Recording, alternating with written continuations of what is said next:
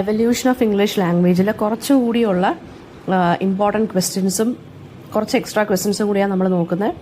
15 മാർക്സിൻ്റെയും 4 മാർക്സിൻ്റെയും 2 മാർക്സിൻ്റെയും ഒക്കെ point of വ്യൂയിലൂടെയാണ് നമ്മൾ ഈ കുറച്ച് സെലക്ടഡ് ക്വസ്റ്റ്യൻസ് നോക്കാൻ പോകുന്നത്. ഫസ്റ്റ് വൺ എന്ന് പറയുന്നത് ഗ്രിംസ് ലോ ആണ്. ഗ്രിംസ് ലോ എന്ന് പറയുന്നത് ഒരു ലിംഗ്വിസ്റ്റിക് റൂളാണ്.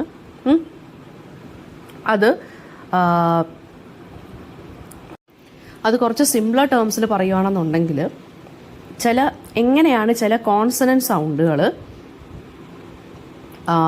ചേഞ്ച്ഡ്, അതായത് ചില ലാംഗ്വേജസിലുള്ള ചില കോൺസണന്റ് സൗണ്ടുകൾ എങ്ങനെയാണ് ചേഞ്ച് ചെയ്തത് അല്ലെങ്കിൽ ഇവോൾവ് ആയത് from proto Indo European to proto Germanic and other Germanic languages. അതായത് ഇൻഡോ യൂറോപ്യനിൽ നിന്ന് പ്രോട്ടോ ജർമേനിക്കായിട്ട് അല്ലെങ്കിൽ പ്രോട്ടോ ഇൻഡോ യൂറോപ്യനിൽ നിന്ന് പ്രോട്ടോ ജർമേനിക്കായി മാറിയപ്പോൾ ചില കോൺസണന്റ് സൗണ്ടുകൾ ഇവോൾവ് ആയി.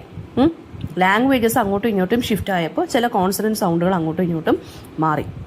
ആ ഒരു ലോയാണ് നമ്മൾ ലിംഗ്വിസ്റ്റിക് റൂളിനെയാണ് നമ്മൾ ഗ്രിംസ് ലോ എന്ന് പറയുന്നത്.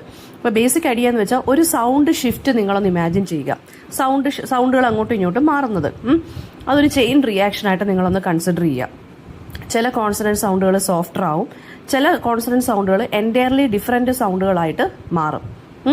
ഫോർ എക്സാമ്പിൾ 3 മെയിൻ സൗണ്ട് ഷിഫ്റ്റുകളാണ് മെയിനായിട്ട് ഹാപ്പൻ ചെയ്തത് ഗ്രിംസ് ലോ വെച്ചിട്ട് നോക്കുമ്പോൾ. പ് എന്നുള്ള സൗണ്ട് ഫ് ആയി മാറി. അതായത് നമ്മൾ പാറ്റർ എന്ന് പറയുന്നതാണ് പിന്നീട് ഫാദർ എന്നായി മാറിയത്. അതുപോലെ തന്നെ ട് എന്നുള്ള സൗണ്ട് പിന്നീട് ത് ആയി മാറി. അതായത് ട്രീ അല്ലെങ്കിൽ ട്രസ് എന്നൊക്കെയുള്ള വാക്ക് പിന്നീട് 3 ആയി മാറി.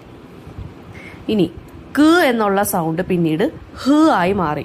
കായും ഹായും വേണം നിങ്ങൾ ഇമാജിൻ ചെയ്യാൻ. അതായത് കാർഡിയ എന്നുള്ളൊരു ഗ്രീക്ക് വേർഡ് അത് ഇംഗ്ലീഷിലോട്ടാക്കിയപ്പോൾ ഹാർട്ട് എന്നായി മാറി.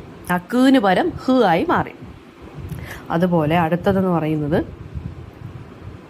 ലാറ്റിൻ ലാംഗ്വേജിലെ ഡുവോ എന്നുള്ള വാക്ക് അത് ഇംഗ്ലീഷിലോട്ടാക്കിയപ്പോൾ ടു എന്നായി മാറി. ലാറ്റിനിൽ അത് ഡ് എന്നാണ് സ്റ്റാർട്ട് ചെയ്യുന്നതെങ്കിൽ ഇംഗ്ലീഷിലത് ട് ആയി മാറി. ഇനി സാൻസ്ക്രിറ്റിൽ ഭാരതി എന്നുള്ള വാക്ക് ഇംഗ്ലീഷിലത് ബായായി മാറി. ഭ എന്നുള്ളത് ബായായി മാറി. ഓക്കെ. അതുപോലെ തന്നെ ഘർമ്മ എന്നുള്ള സാൻസ്ക്രിറ്റ് വാക്ക് ഘ എന്നുള്ളത് മേഘത്തിൻ്റെ ഘ അത് ഇംഗ്ലീഷിലോട്ടായപ്പോൾ വെറും ജ് ആയി മാറി. അതായത് വെറും ഗ ആയി മാറി. അതാണ് ഈ പറയുന്ന കോൺസണന്റ് ഷിഫ്റ്റ് അല്ലെങ്കിൽ സൗണ്ട് ഷിഫ്റ്റുകളെന്ന് ഞാൻ പറഞ്ഞത്. അപ്പോൾ ഈ ഗ്രിംസ് ലോ ആണ് ലിംഗ്വിസ്റ്റുകളെ ശരിക്കും പറഞ്ഞാൽ ലാംഗ്വേജസ് എങ്ങനെയാണ് ഇവോൾവ് ആയെന്നും how different languages are related എന്നും നമ്മളെ മനസ്സിലാക്കി തന്ന ലോ ആണ് ഗ്രിംസ് ലോ. ഓക്കെ.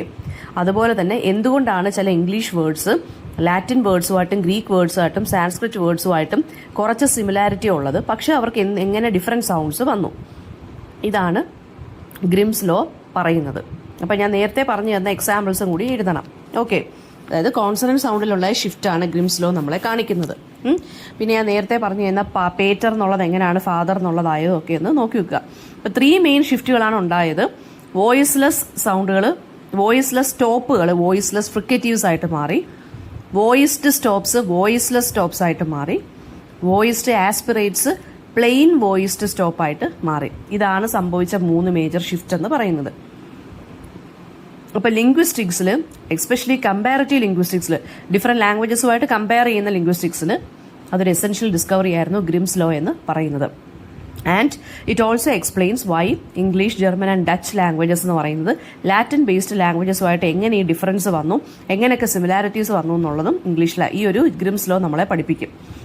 ഈ ഗ്രിംസ് ലോ അതുപോലെ തന്നെ ജർമേനിക് ലാംഗ്വേജസും ഓൾഡ് ഇംഗ്ലീഷും ഗോതിക്കും പിന്നെ ഓൾഡ് നോർസ് ലാംഗ്വേജസിലും ഒക്കെ ഈ ഗ്രിംസ് ലോ നമുക്ക് അപ്ലൈ ചെയ്യാൻ സാധിക്കും. അതുപോലെ തന്നെ ഹിസ്റ്റോറിക്കൽ ലിംഗ്വിസ്റ്റിക്സിനെ കുറിച്ചും ലാംഗ്വേജിന്റെ എവല്യൂഷനെ കുറിച്ചും അണ്ടർസ്റ്റാൻഡ് ചെയ്യാനും സഹായിക്കുന്നുണ്ട് നമ്മളെ ഈ ഗ്രിംസ് ലോ എന്ന് പറയുന്നത്. പിന്നെ ഇൻഡോ യൂറോപ്യൻ ലാംഗ്വേജ് ഫാമിലിയെക്കുറിച്ചുള്ള പഠനത്തെ സ്ട്രെങ്തൻ ചെയ്തതും ഈ ഗ്രിംസ് ലോയുടെ ഹെൽപ്പോട് കൂടിയാണ്. ഇതാണ് ഗ്രിംസ് ലോയുടെ റൂൾ എന്ന് പറയുന്നത്, അല്ലെങ്കിൽ ഡെഫിനിഷൻ എക്സ്പ്ലനേഷൻ എന്ന് പറയുന്നത്. അടുത്തത് എങ്ങനെയാണ് ചോസറിന്റെ കാൻറ്റർബറി ടെയിൽസ് ഫ്രെയിം നറേറ്റീവായിട്ട് മാറിയത്. ഞാൻ തന്നെ വേറെ ക്വസ്റ്റ്യൻ പേപ്പർ ഡിസ്കഷനകത്ത് പറഞ്ഞിട്ടുണ്ട്. അതായത് ചോസറിന്റെ കാൻറ്റർബറി ടെയിൽസ് അല്ലെങ്കിൽ ചോസറിന്റെ കോൺട്രിബ്യൂഷൻ എന്തായാലും ചോദിക്കും. ഫ്രെയിം നറേറ്റീവ് എന്ന് വെച്ചാൽ എന്താ, സ്റ്റോറി വിത്തിൻ എ സ്റ്റോറിയാണ്. അതായത് നമ്മൾ സിനിമയ്ക്കുള്ളിലെ സിനിമ എന്ന് പറയത്തില്ലേ, മറ്റേ ഉദയനാണ് താരം പോലുള്ള ഫിലിംസ് ഒക്കെ ഇല്ലേ, അതൊരു സിനിമയാണ്. പക്ഷെ അതിനകത്തൊരു സിനിമയുടെ ബാക്ക്ഗ്രൗണ്ടും കാര്യങ്ങളും എല്ലാം കാണിക്കുന്നത്. അതുപോലെ തന്നെയാണ് frame narrative, story within A story എന്ന് പറയുന്നത്. അപ്പോൾ കാൻറ്റർബറി ടെയിൽസ് അതിനൊരു പെർഫെക്റ്റ് എക്സാമ്പിൾ ആണ്. മെഡിവൽ ലിറ്ററേച്ചറിൽ ഒരു ഫ്രെയിം നറേറ്റീവ് ആണ് Canterbury tales. Joffrey Chaucer middle ഇംഗ്ലീഷിലാണ് 14th സെഞ്ചുറിയിൽ ഈ ഒരു വർക്ക് എഴുതിയത്. ഗ്രൂപ്പ് ഓഫ് പിൽഗ്രിംസ് കാൻറ്റർബറിയിലോട്ട് പോവുകയാണ്. അവർ ആ ഗ്രൂപ്പ് 29 പേരും എന്താണ്, അങ്ങോട്ട് പോകുമ്പോഴും ഇങ്ങോട്ട് വരുമ്പോഴും രണ്ട് സ്റ്റോറീസ് വീതം പറയും. അപ്പോൾ ഓരോരുത്തരും 4 സ്റ്റോറീസ് വീതമാണ് പറയുന്നത്. ഫ്രെയിം നറേറ്റീവ് ശരിക്കും പറഞ്ഞാൽ ചോസറിനെ സംബന്ധിച്ചിടത്തോളം ഓരോ ക്യാരക്ടേഴ്സിനെയും ഡിഫറെൻറ്റ് സ്ട്രാറ്റേഴ്സ് ഓഫ് സൊസൈറ്റിയിൽ നിന്നാണ് ഓരോ ക്യാരക്ടേഴ്സും വരുന്നത്. നൈറ്റ് ഉണ്ട്, സ്ക്വയർ ഉണ്ട്, അല്ലേ, പ്രീസ്റ്റ് പാർസൺ ഉണ്ട്, പിന്നെന്താണ്, അങ്ങനെ കുറേ എന്താ പറയുക, ഫിസിഷ്യൻ ഉണ്ട്, പിന്നെന്താണ്, ഒരു വൈഫ് ഓഫ് ബാത്ത് ഉണ്ട്, അല്ലേ, അങ്ങനെ കുറേ സ്ട്രാറ്റസ് ഓഫ് സൊസൈറ്റിയിൽ നിന്നാണ് ഡിഫറെൻറ്റ് ആളുകളെയാണ് ചൂസ് ചെയ്തിരിക്കുന്നത്. അപ്പോൾ ഡിഫറെൻ്റ് ആയിട്ടുള്ള ക്യാരക്ടേഴ്സിനെ നമുക്ക് കാണാൻ അവരുടെ ഒരു ക്യാരക്ടർ സ്കെച്ച് നമുക്ക് കിട്ടും, അല്ലേ. ഒരു സിംഗിൾ ജേർണിയിൽ അവരെ യൂണിഫൈ ചെയ്യുന്ന ഒരേ ഒരു കാര്യം സ്റ്റോറീസ് മാത്രമാണ്. ഇപ്പോൾ വാല്യൂസ്, ഹ്യൂമർ, മെഡിവൽ സൊസൈറ്റിയിലെ കുറേ കാര്യങ്ങളെല്ലാം ഈ ഓരോ സ്റ്റോറീസും ഓരോ ക്യാരക്ടറും നമ്മളെ റിഫ്ലക്റ്റ് ചെയ്ത് കാണിച്ചു തരുന്നുണ്ട്. ജനറൽ പ്രൊലോഗ്, അതായത് ഈ ഒരു വർക്കിന്റെ ഇൻട്രൊഡക്ഷൻ പേജിലാണ്, പ്രൊലോഗിലാണ് ഈ പിൽഗ്രിംസിനെ ഇൻട്രൊഡ്യൂസ് ചെയ്യുന്നതും അവരുടെ സ്റ്റോറി ടെല്ലിംഗ് കോമ്പറ്റീഷനെ സെറ്റ് ചെയ്യുന്നതും. അപ്പോൾ റൊമാൻസിനെ കുറിച്ചുണ്ട്, ഷിവൽറിക് റൊമാൻസിനെ കുറിച്ചുണ്ട്, കോമഡീസ് ഉണ്ട്, അല്ലേ, അതെല്ലാം ആ ഒരു ചോസറിന്റെ വേഴ്സറ്റാലിറ്റിയാണ് കാണിക്കുന്നത്. അപ്പോൾ ഈ ഫ്രെയിം സ്ട്രക്ചർ ശരിക്കും പറഞ്ഞ ഒരു interactive kind of story telling experience ആണ് കാണിക്കുന്നത്. ഓരോ സ്റ്റോറീസും നമ്മളുടെ അടുത്ത് കഥ പറയുന്നത് പോലെയൊക്കെയാണ് നമുക്ക് തോന്നുന്നത്. അപ്പോൾ ഡിഫറെൻറ്റ് നറേറ്റീവ് സ്റ്റൈൽസും തീംസും ഒക്കെയാണ് യൂസ് ചെയ്തിരിക്കുന്നത്. ആ സമയത്ത് മെഡിവൽ ഇംഗ്ലണ്ടിന്റെ ക്ലാസ് സ്ട്രക്ചർ, റിലീജിയൻ, മൊറാലിറ്റി, ഇതിനെക്കുറിച്ചൊക്കെ നമുക്ക് കാണാം. പിന്നെ ഇതൊരു അൺഫിനിഷ്ഡ് ആയിട്ടൊരു വർക്കാണ് കാൻറ്റർബറി ടെയിൽസ്. ഓക്കെ, അടുത്തത് സ്പെൻസറിന്റെയും മിൽട്ടന്റെയും കോൺട്രിബ്യൂഷൻ എന്താണ് ഇംഗ്ലീഷ് ലാംഗ്വേജ്. സ്പെൻസറും മിൽട്ടൺ ഇത് സെപ്പറേറ്റ് ആയിട്ടും ചോദിക്കാം. സെപ്പറേറ്റ് ആയിട്ടാണ് ഇതുവരെ ചോദിച്ചിട്ടുള്ളത്. സ്പെൻസറിന്റെ കോൺട്രിബ്യൂഷൻ എന്താണ്, മിൽട്ടന്റെ കോൺട്രിബ്യൂഷൻ എന്താണ്, അങ്ങനെയാണ് ചോദിച്ചേക്കുന്നത്. ഇപ്പൊ സ്പെൻസറിന്റെ കോൺട്രിബ്യൂഷൻ എന്താണെന്ന് വെച്ചാൽ ഫെയറി ക്വീൻ എന്നുള്ള വർക്ക് എഴുതി. അതിനകത്ത് ഇംഗ്ലീഷ് വൊക്കാബുലറി എൻറിച്ച് ചെയ്തു. നല്ലൊരു പോയറ്റിക് സ്റ്റൈലാണ് ഇൻട്രൊഡ്യൂസ് ചെയ്തത്. ഓൾഡ് ഇംഗ്ലീഷ് വേർഡ്സ് ഒരുപാട് യൂസ് ചെയ്തു. പുതിയ പോയറ്റിക് ടേംസ് ക്രിയേറ്റ് ചെയ്തു. സ്പെൻസറിയൻ സ്റ്റാൻസിലാണ് അദ്ദേഹം ഇത് എഴുതിയിരിക്കുന്നത്. പിന്നീട് സ്പെൻസറിയൻ സ്റ്റാൻസ ലേറ്റർ പോയറ്റ്സിനെയൊക്കെ ഇൻഫ്ലുവൻസ് ചെയ്തു. ഡെലിബറേറ്റ് ആയിട്ടാണ് അദ്ദേഹം older forms of English words അദ്ദേഹം എഴുതിയിരിക്കുന്നത്, കാരണം ഒരു ക്ലാസിക്കൽ ടച്ച് കിട്ടാൻ വേണ്ടി. മിൽട്ടന്റെ കാര്യം പറയുവാണെങ്കിൽ അദ്ദേഹത്തിന്റെ പാരഡൈസ് ലോസ്റ്റ് റിഫൈൻഡ് ആയിട്ടുള്ള പൊയറ്റിക് ഡിക്ഷനാണ് അദ്ദേഹം യൂസ് ചെയ്തിരിക്കുന്നത്. ഒരുപാട് ലാറ്റിൻ ഇൻഫ്ലുവൻസ്ഡ് ഗ്രാമറും കോംപ്ലക്സ് സെന്റൻസുകളും അദ്ദേഹം ഇൻട്രൊഡ്യൂസ് ചെയ്തിട്ടുണ്ട്. അതൊരു എപ്പിക് പോയട്രിയാണ്. ഒരുപാട് പുതിയ വേർഡ്സും ഫ്രേസസും അദ്ദേഹം കോയിൻ ചെയ്തിട്ടുണ്ട്. സ്പെൻസറിന്റെ വർക്ക് എലിസബീതൻ പോയട്രിയാണ് ഷേപ്പ് ചെയ്തത്. മിൽട്ടന്റെ വർക്ക്സ് എന്ന് പറയുന്നത് ലേറ്റർ എപ്പിക് പോംസിന് ഒരുപാട് ഇൻഫ്ലുവൻസ് ചെയ്തിട്ടുണ്ട്. മിൽട്ടന്റെ ബ്ലാങ്ക് വേഴ്സ് ആണ്. പിന്നെന്താണ്, ഇവിടെ രണ്ടുപേരുടെയും വർക്ക്സ് എന്ന് പറഞ്ഞാൽ ഒരുപാട് ലിംഗ്വിസ്റ്റിക് ആൻഡ് പോയറ്റിക് ഇന്നോവേഷൻസിന് വഴിയൊരുക്കി.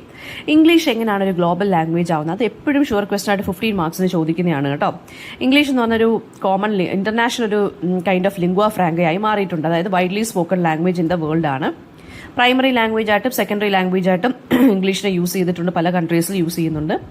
അപ്പോൾ ഇംഗ്ലീഷ് എന്ന് പറയുന്ന ബ്രിട്ടീഷ് കൊളോണിയലിസോ അല്ലെങ്കിൽ അമേരിക്കൻ കൾച്ചറൽ ഇൻഫ്ലുവൻസിന്റെ ഭാഗമായിട്ടാണ് ഈ സ്പ്രെഡ് ആയത്. അപ്പോൾ ഇന്റർനാഷണൽ ബിസിനസ് എടുത്താലും ഡിപ്ലോമസി എടുത്താലും ഒരു ഡോമിനന്റ് ലാംഗ്വേജ് ആയിട്ടാണ് ഇംഗ്ലീഷ് നിൽക്കുന്നത്. സയൻസും ടെക്നോളജിയിലും ഇന്റർനെറ്റിലും എല്ലാം ഇംഗ്ലീഷാണ് മെയിൻ ലാംഗ്വേജ്. പിന്നെന്താണ്, UN ആണെങ്കിലും നാറ്റോയുടെ കാര്യം എടുക്കുകയാണെങ്കിലും മേജർ ഗ്ലോബൽ ഓർഗനൈസേഷൻസ് ആണ് അതൊക്കെ. അതെല്ലാം ഒഫീഷ്യൽ ലാംഗ്വേജ് ഇംഗ്ലീഷാണ്. നോൺ നേറ്റീവ് സ്പീക്കേഴ്സും ഇംഗ്ലീഷ് കരിയറിന് വേണ്ടിയും എഡ്യൂക്കേഷൻ ഓപ്പർച്യൂണിറ്റീസിന് വേണ്ടിയും പഠിക്കുന്നുണ്ട്. ഒരു അബ്സോർഡ് വെക്കാബുലറിയാണ്, അതായത് ഒരുപാട് ലാംഗ്വേജസിൽ നിന്ന് വന്ന വേർഡ്സ് ആണ് ഇംഗ്ലീഷ് ലാംഗ്വേജിലുള്ളത്. അതുകൊണ്ട് ഇംഗ്ലീഷിനൊരു അബ്സോർഡ് ആയിട്ടുള്ളൊരു വെക്കാബുലറിയാണ് ഉള്ളത്. അതിന്റെ ഗ്രാമർ എന്ന് പറയുന്നത് വളരെ സിമിലർ ആണ്. Different varieties of English exist ചെയ്യുന്നുണ്ട്. ബ്രിട്ടീഷ് ഇംഗ്ലീഷ് ഉണ്ട്, അമേരിക്കൻ ഇംഗ്ലീഷ് ഉണ്ട്, ഇന്ത്യൻ ഇംഗ്ലീഷ് ഉണ്ട്. അപ്പോൾ അതിനെക്കുറിച്ചൊക്കെ നിങ്ങൾക്ക് എഴുതാം കേട്ടോ. പിന്നെ മീഡിയയിലും എന്റർടൈൻമെന്റിലും എല്ലാം ഒരു ഗ്ലോബൽ സ്റ്റേറ്റസ് ആണ് ഇംഗ്ലീഷിന് ഡോമിനൻസ് കാണിക്കുന്നത്, അല്ലേ. കമ്മ്യൂണിക്കേഷന് വേണ്ടിയും ഒക്കെ നമ്മൾ യൂസ് ചെയ്യുന്നുണ്ട്. പിന്നെന്താണ്, മൾട്ടി ലിംഗ്വലിസം ഒക്കെ ഇത് പ്രൊമോട്ട് ചെയ്യുന്നുണ്ട്. ആൻഡ് ഓൾസോ ഗ്ലോബലൈസേഷനെ കണ്ടിന്യൂ ഗ്രോ ചെയ്യാനും ഇത് സഹായിച്ചിട്ടുണ്ട്. പിന്നെ വരുന്ന അടുത്ത ക്വസ്റ്റ്യൻ ഇൻഡോ യൂറോപ്യൻ ലാംഗ്വേജ് ഫാമിലിയാണ്. ഇൻഡോ യൂറോപ്യൻ ലാംഗ്വേജ് ഫാമിലി എന്ന് പറയുന്നത് വളരെ largest and most widely spoken language ഗ്രൂപ്പാണ്. Europe, South Asia, parts of Middle East and Central ഏഷ്യയിലെ ലാംഗ്വേജസ് ഇതിനകത്ത് ഇൻവോൾവ് ആവുന്നുണ്ട്. പിന്നെന്താണ്, പ്രോട്ടോ ഇൻഡോ യൂറോപ്യൻ ആണ് ഇതിൻ്റെ ഓൾ ഇൻഡോ യൂറോപ്യൻ ലാംഗ്വേജസിന്റെ ആൻസെസ്റ്റർ എന്ന് പറയുന്നത്. ഈ ഫാമിലിയെ നമുക്ക് സെവറൽ ബ്രാഞ്ചസ് ആയിട്ട് ഡിവൈഡ് ചെയ്യാം. Germanic, Romance, Slavic, Indo Iranian, Celtic and Greek. ഇതിനെക്കുറിച്ച് ഡീറ്റെയിൽഡ് ആയിട്ട് ഞാൻ എൻ്റെ ഓഡിയോയ്ക്കകത്ത് ഫസ്റ്റ് മൊഡ്യൂളിനകത്ത് ഓഡിയോയ്ക്കകത്ത് പറയുന്നുണ്ട്. ജർമ്മേനിക് ബ്രാഞ്ചിലാണ് ഇംഗ്ലീഷ് ലാംഗ്വേജ് ബിലോങ് ചെയ്യുന്നത്, alongside with German and Dutch. ലാറ്റിനും അതിൻ്റെ ഡിസെൻഡൻസും ഉണ്ട്. ലാറ്റിൻ്റെ ഡിസെൻഡൻസ് എന്ന് വെച്ചാൽ ഫ്രഞ്ച്, സ്പാനിഷ്, ഇറ്റാലിയൻ. ഇതുമല്ല റൊമാൻസ് ലാംഗ്വേജസിന്റെ ഗ്രൂപ്പിലാണ് ഇത് വരുന്നത്. ഇൻഡോ ഇറാനിയൻ ബ്രാഞ്ചിലാണ് Sanskrit, Hindi and Persian languages belong ചെയ്യുന്നത്. First written Indo European language 3000 years ago ആണ് അപ്പിയർ ആയത്. ഇൻഡോ യൂറോപ്യൻ മൈഗ്രേഷൻസ് ആണ് ഈ ലാംഗ്വേജസിനെ വാസ്റ്റായിട്ട് ഗ്ലോബലി സ്പ്രെഡ് ചെയ്യാൻ സഹായിച്ചത്. ലിംഗ്വിസ്റ്റുകൾ റീകൺസ്ട്രക്ട് ചെയ്തിട്ടുണ്ട് ഒരുപാട്. അതായത് നമ്മുടെ ആദ്യത്തെ ആ ഒരു ഗ്രാമർ സിസ്റ്റം, വൊക്കാബുലറി സിസ്റ്റം ഒക്കെ ഒരുപാട് റീകൺസ്ട്രക്ട് ചെയ്യാൻ ശ്രമിച്ചിട്ടുണ്ട്. പിന്നെ ഗ്രിംസ് ലോ ഒക്കെ ഇൻഡോ യൂറോപ്യൻ ലാംഗ്വേജസ് എങ്ങനെയാണ് ഇവോൾവ് ആയെന്നുള്ള കാര്യങ്ങൾ പറഞ്ഞിട്ടുണ്ട്. നമുക്കപ്പോൾ ഗ്രിംസ് ലോ ഒക്കെ നിങ്ങൾ ഇതിനകത്ത് എഴുതേണ്ടി വരും. പിന്നെ ഇപ്പോഴത്തെ മോഡേൺ ലിംഗ്വിസ്റ്റിക് സ്റ്റഡീസിൽ ഇൻഡോ യൂറോപ്യൻ ഫാമിലി ഒരു ക്രൂഷ്യൽ റോളാണ് പ്ലേ ചെയ്തിട്ടുള്ളത്. അത് എങ്ങനെയാണ് ഷേപ്പ് ചെയ്തതെന്നുള്ളത്. ഒരുപാട് ബോറോഡ് വേർഡ്സ് ഉണ്ട്. പിന്നെന്താണ്, ഹിസ്റ്റോറിക്കൽ ഹ്യൂമൻ മൈഗ്രേഷനെ കുറിച്ച് തന്നെ ഇൻഡോ യൂറോപ്യൻ ലാംഗ്വേജിലൂടെ നമുക്ക് മനസ്സിലാക്കാൻ സാധിക്കും. അടുത്ത ക്വസ്റ്റ്യൻ ഡോക്ടർ ജോൺസന്റെ ഡിക്ഷണറിയാണ്. ഡോക്ടർ സാമുവൽ ജോൺസന്റെ കോൺട്രിബ്യൂഷൻ ചോദിച്ചാൽ ഡിക്ഷണറിയെ കുറിച്ച് വേണം എഴുതാൻ. Dictionary of the English language in 1755 അദ്ദേഹം പബ്ലിഷ് ചെയ്തു. മോസ്റ്റ് ഇൻഫ്ലുവൻഷ്യൽ ഡിക്ഷണറിയാണ്. ഇംഗ്ലീഷ് സ്പെല്ലിങ്ങിനെയും ഡെഫിനിഷൻസിനെയൊക്കെ സ്റ്റാൻഡർഡൈസ് ചെയ്ത ഡിക്ഷണറിയാണ്. 40,000 വേർഡ്സ് ഉണ്ട്, വിത്ത് ഡീറ്റെയിൽഡ് എക്സ്പ്ലനേഷൻസ് ഉണ്ട്. ചില ഡെഫിനിഷൻസ് വളരെ വിറ്റിയാണ്. ചില ഡെഫിനിഷൻസ് നമുക്ക് വായിക്കുമ്പോൾ അദ്ദേഹത്തിന്റെ പേഴ്സണൽ ഒപ്പീനിയൻസ് നമുക്ക് ഇതിനകത്ത് കാണാൻ സാധിക്കുന്നുണ്ട്. ഒറ്റയ്ക്കാണ് അദ്ദേഹം ഡിക്ഷണറി കമ്പൈൽ ചെയ്തത്. 9 വർഷം എടുത്തിട്ടാണ് കമ്പൈൽ ചെയ്തത്. ഇംഗ്ലീഷ് സ്പെല്ലിങ്ങും യൂസേജും ഒക്കെ ഡിക്ഷണറിക്ക് മുന്നേ വരെ വളരെ ഇൻകൺസിസ്റ്റന്റ് ആയിട്ടായിരുന്നു നമ്മൾ പറഞ്ഞുകൊണ്ട് എഴുതിക്കൊണ്ടും ഇരുന്നത്. പക്ഷേ after the publication of his dictionary അതിന് കൺസിസ്റ്റന്റ് ആയിട്ട് മാറി. ഇംഗ്ലീഷ് സ്പെല്ലിങ്ങും മീനിങ്ങും ഒക്കെ യൂസേജും ഒക്കെ. മോസ്റ്റ് അതോറിറ്റേറ്റീവ് ഇംഗ്ലീഷ് ഡിക്ഷണറി നമുക്ക് പറയാം. പിന്നീട് ഓക്സ്ഫോർഡ് ഇംഗ്ലീഷ് ഡിക്ഷണറിയൊക്കെ ഇൻഫ്ലുവൻസ് ചെയ്ത് ഇദ്ദേഹത്തിന്റെ ഡിക്ഷണറിയാണ്. കൊട്ടേഷൻസ് ഒക്കെ ഇപ്പോഴും യൂസ് ചെയ്യുന്നുണ്ട് ലിറ്ററേച്ചറിൽ തന്നെ ഇദ്ദേഹത്തിന്റെ ഡിക്ഷണറിയിലുള്ള. ടെക്നിക്കലും സയന്റിഫിക് വേർഡ്സും ഒക്കെ ഇദ്ദേഹം അവോയ്ഡ് ചെയ്തു. കോമൺ വേർഡ്സ് ഒക്കെയാണ് ഇദ്ദേഹം കൂടുതൽ യൂസ് ചെയ്തത്. പിന്നെ വൈഡ്ലി റെസ്പെക്റ്റഡ് ഡിക്ഷണറിയാണ്, അതുപോലെ തന്നെ വൈഡ്ലി ക്രിട്ടിസൈസ്ഡും ആണിത്. ആൻഡ് അദ്ദേഹത്തിന്റെ ഡെഫിനിഷൻ ഓഫ് ഓട്സിനെ അദ്ദേഹം ഡിഫൈൻ ചെയ്തേക്കുന്നത്. നമ്മൾ കുടിക്കുന്ന ഓട്സ് ഇല്ലേ, ഓട്സിനെ അദ്ദേഹം, ഞാൻ പറഞ്ഞില്ലേ, കുറച്ച് വിറ്റിയായിട്ടൊക്കെ അദ്ദേഹം ഡിഫൈൻ ചെയ്തേക്കുന്ന കുറേ ടേംസ് ഒക്കെ. ഓട്സിനെ ഡിഫൈൻ ചെയ്തേക്കുന്നതെന്ന് വെച്ച് കഴിഞ്ഞാൽ a grain in England in which it is generally given to horses, പക്ഷേ in Scotland it supports a people. ഇങ്ങനെയൊക്കെയാണ് അദ്ദേഹം, ഇച്ചിരി ഒന്ന് ചോറിഞ്ഞൊക്കെയാണ് അദ്ദേഹം എഴുതിയിരിക്കുന്നത് ഡെഫിനിഷൻസ് ഒക്കെ. ഓക്കെ. പിന്നെ ചോസറിന്റെ കോൺട്രിബ്യൂഷൻ ചോദിച്ചാൽ അദ്ദേഹം ഫാദർ ഓഫ് ഇംഗ്ലീഷ് ലിറ്ററേച്ചറാണ്, മിഡിൽ ഇംഗ്ലീഷിലാണ് എഴുതിയിരിക്കുന്നത്. പിന്നെന്താണ്, കാൻറ്റർബറി ടെയിൽസിലൂടെ വൊക്കാബുലറി ഇൻക്രീസ് ചെയ്തു, പുതിയ വേർഡ്സ് ആഡ് ചെയ്തു. അയാംബിക് പെന്റമീറ്ററിലും അദ്ദേഹം പോയട്രി എഴുതിയിട്ടുണ്ട്. ഫ്രഞ്ചും ലാറ്റിനും ആംഗ്ലോ സാക്സനും ഒക്കെ ബ്ലെൻഡ് ചെയ്തിട്ടും അദ്ദേഹം എഴുതിയിട്ടുണ്ട്. ഹ്യൂമർ, ഐറണി ആൻഡ് സറ്റയർ അദ്ദേഹം യൂസ് ചെയ്തിട്ടുണ്ട്. നാച്ചുറൽ കോൺവെർസേഷണൽ ടോണിലാണ് അദ്ദേഹം എഴുതിയിരിക്കുന്നത്. അതുകൊണ്ട് ലിറ്ററേച്ചറിനെ കുറച്ചും കൂടി കോമൺ പീപ്പിളിനെ ആക്സസിബിൾ ആക്കി മാറ്റി. പിന്നെന്താണ്, ഓൾഡ് ഇംഗ്ലീഷിൽ നിന്ന് മിഡിൽ ഇംഗ്ലീഷിലോട്ടുള്ള ട്രാൻസിഷനൊക്കെ അദ്ദേഹത്തിന്റെ വർക്ക്സിനകത്ത് നമുക്ക് കാണാൻ സാധിക്കുന്നുണ്ട്. അപ്പോൾ ഇതും കൂടെയൊക്കെ ഒന്ന് ആഡ് ചെയ്യാം. പിന്നെ ബൈബിളിന്റെ ട്രാൻസ്ലേഷൻ എങ്ങനെയാണ് ഇംഗ്ലീഷ് ലാംഗ്വേജിനെ ഇൻഫ്ലുവൻസ് ചെയ്തത്. അപ്പോൾ ബൈബിളിന്റെ ട്രാൻസ്ലേഷൻ എന്ന് വെച്ച് കഴിഞ്ഞാൽ കുറച്ചും കൂടി കോമൺ പീപ്പിളിന് ആക്സസിബിൾ ആയി മാറി ബൈബിള്. ജോൺ വിക്ലിഫാണ് 14th സെഞ്ചുറിയിൽ ട്രാൻസ്ലേഷനെ, അതായത് ഈ ബൈബിളിന്റെ ട്രാൻസ്ലേഷനിലൂടെ മിഡിൽ ഇംഗ്ലീഷിനെ സ്പ്രെഡ് ചെയ്യാൻ സഹായിച്ചത്. വില്യം ടിൻഡെയിലും ട്രാൻസ്ലേഷൻ 16th സെഞ്ചുറിയിൽ നടത്തി. പിന്നെന്താണ്, കിങ് ജെയിംസ് ബൈബിള് 16 ലെവലിൽ പബ്ലിഷ് ചെയ്ത് അതാണ് ഇംഗ്ലീഷ് ലിറ്ററേച്ചറിൽ ഒരുപാട് ഇമ്പാക്ട് ഉണ്ടാക്കിയത്. ആ ഒരു വേർഷൻ ഓഫ് ബൈബിളാണ്. ഓക്കെ, അതുകൊണ്ട് അതിനെ ഒരു കൈൻഡ് ഓഫ് ഒതന്റിക് ആയിട്ടുള്ള ബൈബിൾ വേർഷനായിട്ടാണ് കൺസിഡർ ചെയ്യുന്നത്. പിന്നെ ഇംഗ്ലീഷ് ഗ്രാമറിനെ വൊക്കാബുലറിയൊക്കെ ഇത് ഇൻഫ്ലുവൻസ് ചെയ്തു. ബിബ്ലിക്കൽ ലാംഗ്വേജ് ഷേക്സ്പിയറിനെയും മിൽട്ടണിനെയൊക്കെ അവരുടെ വർക്ക്സിനെ ഇൻഫ്ലുവൻസ് ചെയ്തിട്ടുണ്ട്. ലിറ്ററസി, എഡ്യൂക്കേഷൻ പ്രൊമോട്ട് ചെയ്തു ഈ ബൈബിൾ ട്രാൻസ്ലേഷൻസ്. പിന്നെ മെറ്റഫറും സിംബോളിക് എക്സ്പ്രഷൻസും ഒക്കെ നമുക്ക് കാണാൻ സാധിച്ചു, വായിക്കാൻ സാധിച്ചു. പിന്നെന്താണ്, ഇംഗ്ലീഷ് പ്രോസിനൊരു മോഡലായിട്ട് മാറിയത് കിങ് ജെയിംസ് ബൈബിള്. പിന്നെ religious reformers English Bible translations ശരിക്കും പറഞ്ഞാൽ ഈ ആളുകളുടെ ഇടയിൽ കുറച്ചും കൂടെ പോപ്പുലറൈസ്ഡ് ആക്കി മാറ്റി. ഇനി എന്താണ് ഡമ്മി ഓക്സിലറി? ഡമ്മി ഓക്സിലറി എന്ന് വെച്ചാൽ ഒരു ഗ്രമാറ്റിക്കൽ കൈൻഡ് ഓഫ് സിസ്റ്റമാണ്. അതായത് ഇംഗ്ലീഷിലെ ഡമ്മി ഓക്സിലറി എന്ന് വെച്ച് കഴിഞ്ഞാൽ ഡു എന്നുള്ളതാണ്. സെന്റൻസിന്റെ സ്ട്രക്ചറിനെ സപ്പോർട്ട് ചെയ്യാൻ വേണ്ടി നമ്മൾ യൂസ് ചെയ്യുന്നൊരു കൈൻഡ് ഓഫ് വേർഡാണ് ഡമ്മി ഓക്സിലറി എന്ന് പറയുന്നത്. അതൊരു കൈൻഡ് ഓഫ് ഗ്രമാറ്റിക്കൽ ആയിട്ടുള്ളൊരു വേർഡാണ്. നമ്മൾ പറയുന്നത് I do love you, I love you എന്ന് പറയാം. ചുമ്മാ നമ്മൾ ഐ ഡു ലവ് യു എന്ന് പറഞ്ഞാലും എന്താണ്, it makes no difference. Okay, അത് ആ ഡു എന്നുള്ളതാണ് ഇവിടുത്തെ ആ ഒരു വേർബാണ് നമ്മുടെ dummy auxiliary English word. English grammar എടുത്തു കഴിഞ്ഞാൽ ക്വസ്റ്റ്യൻസിലും നെഗറ്റീവ് ആയിട്ടുള്ള സെന്റൻസുകളിലും ഒക്കെ ഇത് വരുന്നുണ്ട്. ഡു യു ലൈക്ക് പിസ്സ എന്ന് പറയുന്നതിന് പകരം യു ലൈക്ക് പിസ്സ എന്ന് ചോദിച്ചാലും എന്താണ്, കറക്റ്റ് തന്നെയാണ് അല്ലേ. മോഡേൺ ഇംഗ്ലീഷിൽ ശരിക്കും പറഞ്ഞു കഴിഞ്ഞാൽ ക്വസ്റ്റ്യൻസിന്റെ കൂട്ടത്തിലൊക്കെ ക്വസ്റ്റ്യൻസ് ഒക്കെ ചോദിക്കാൻ നമ്മൾ ഡു എന്നുള്ള ഡമ്മി ഓക്സിലറി യൂസ് ചെയ്യാറുണ്ട്. ഓൾഡ് ഇംഗ്ലീഷിൽ ഡമ്മി ഓക്സിലറിയുടെ വലിയ കാര്യമൊന്നും ഇല്ലായിരുന്നു. ഈ ഡു എന്നുള്ള ഡമ്മി ഓക്സിലറി ശരിക്കും പറഞ്ഞാൽ മിഡിൽ ഇംഗ്ലീഷിലും ഏർലി മോഡേൺ ഇംഗ്ലീഷിലുമാണ് വന്നത്. പ്രോപ്പറായിട്ട് നമ്മൾക്കൊരു വേർഡ് ഓർഡർ മെയിൻറ്റെയിൻ ചെയ്യാൻ ഈ ഡമ്മി ഓക്സിലറി ഹെൽപ്പ് ചെയ്തു ഇംഗ്ലീഷ് ലാംഗ്വേജിൽ. അതിന് പ്രത്യേകിച്ച് മീനിങ് ഒന്നുമില്ല ഡമ്മി ഓക്സിലറീസിന്, അവർക്ക് ഗ്രമാറ്റിക്കൽ ഫംഗ്ഷൻ മാത്രമേ ഉള്ളൂ. അതർ ഓക്സിലറി വേർബ്സ് ആയിട്ടുള്ള ബി അല്ലെങ്കിൽ ഹാവിനൊക്കെ സ്പെസിഫിക് ആയിട്ടുള്ള ഗ്രമാറ്റിക്കൽ റോൾസ് ഉണ്ട്. ഡമ്മി ഓക്സിലറി ഡു എന്ന് പറയുന്നതിന് നമ്മൾ I do like it, I do love it എന്നൊക്കെ നമ്മൾ പറയത്തില്ലേ, അങ്ങനെയൊക്കെ നമുക്ക് വെറുതെ യൂസ് ചെയ്യാവുന്നേ ഉള്ളൂ. വേറെ ലാംഗ്വേജസിലൊക്കെ ഇത് ആബ്സെന്റ് ആണ്. ലിംഗ്വിസ്റ്റുകളിൽ ഡമ്മി ഓക്സിലറിയെ കുറിച്ച് കൂടുതൽ പഠിക്കുന്നുണ്ട് ലാംഗ്വേജിന്റെ എവല്യൂഷന് വേണ്ടി. ഓക്കെ, അപ്പോൾ മോഡേൺ ഇംഗ്ലീഷിലാണ് കൂടുതലായിട്ട് നമ്മൾ ഡമ്മി ഓക്സിലറീസ് യൂസ് ചെയ്യുന്നത്. അത് എക്സാമ്പിൾ ഡു. അടുത്ത നോർമൻ കോൺക്വസ്റ്റ് ആണ്. അതിന്റെ ഇമ്പാക്ട് എന്താണ് ഇംഗ്ലീഷ് ലാംഗ്വേജിൽ? നോർമൻ കോൺക്വസ്റ്റ് 1066 വന്നത്.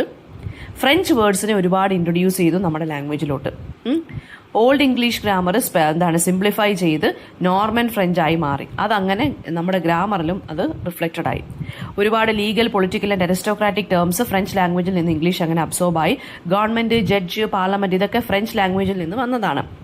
ഈ റൂളിംഗ് ക്ലാസ്സുകാർ സ്പോക്ക് ഫ്രഞ്ച് ആണ്. സോ കോമൺ പീപ്പിൾ ഇംഗ്ലീഷ് ആയിരുന്നു ആ സമയത്ത് സംസാരിച്ചുകൊണ്ടിരുന്നത്. അപ്പോൾ ഒരു ബൈലിംഗ്വലിസം നമുക്ക് കാണാൻ സാധിക്കും ആഫ്റ്റർ ദി കോൺക്വസ്റ്റ്.